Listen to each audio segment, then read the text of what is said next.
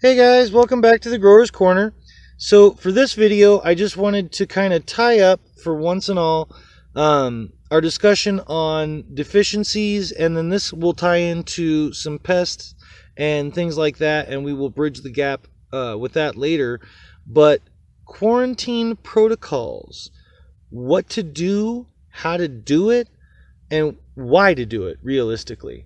So first and foremost, if you have a deficiency or a lockout or a toxicity, unless it's a portion of the grow, which 90% of the time, if it's nutrient related, it will be more than one plant.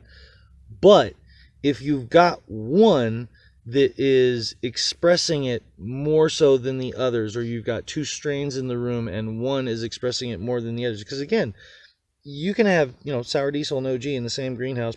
They'll grow just fine.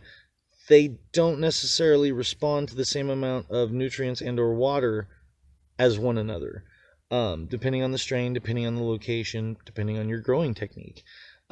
So, you know what I mean? You might start off the year and things are great, but as the year progresses, as things change, they grow at different rates, things like that. You need to be up on that. You need to be aware of that. So if you have that plant, right, first thing to do is to separate it, like I said. The other thing is one of the other things that we touched on in the other video, which was if you catch it early, one of the things that I like to do, even if it's a bug problem, and we'll touch on quarantine protocols for that in a second, but if it's a nutrient problem and I catch it early, I like to pull that one or two off leaves, right? And I'll set them aside. I don't necessarily throw them away. Sometimes I'll take a picture of them just so for reference sake, right? I can go over to my chart real quick, reference it, but also to know what it is that I'm looking for, to remember what it is the problem is, what I'm looking for after I've gone and looked at another 1,000 plants over here. So you want to, or I like to take them off, and that gets me back to a nice healthy looking plant. I've quarantined it, I've moved it off to the side so I know which one to go look at, but this gives me a clean starting point and I can tell if I'm making progress or not. Now if I'm not, right, obviously I need to change things. If everybody else is doing fine, then that's the one I need to adjust for, and that's the one I need to adjust my regimen. Now bugs are a little different. If I discover them early, because you want to be in there every day. If you've leafed, if you've got room to see in your plants, you should be able to identify a bug problem early on.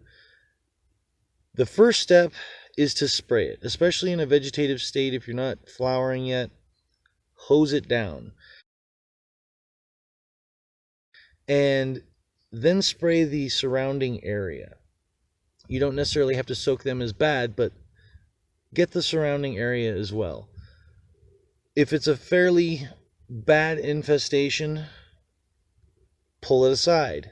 Same protocols as before. Drench it down, pull any really bad leaves so you get a semblance of a normal plant and you can see whether or not you're making progress or not. Spray the rest of the garden. If that plant is a loss, generally speaking, even early on, some pests are rather invasive and spread rather quickly. Mites is one of them. Take out the plant that you noticed, right? And when I say take it out, spray it down like you're hosing it down with a garden hose.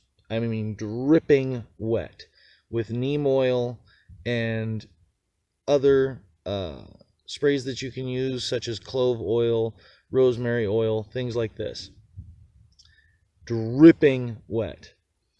And then what I do, depending on how big it is, if it's outside and it's too big, or it's in a greenhouse and it's too big and you have to take it in sections, that's fine too, but you're going to do the same thing. You're going to get it dripping wet, you're going to cut the plant up and you're going to bag them, completely bag them. And you don't want to shake a bunch of stuff around. You don't want bug eggs going everywhere. You don't want dead bug larvae and whatever being spread all over the garden. So hold it, cut it, bag it.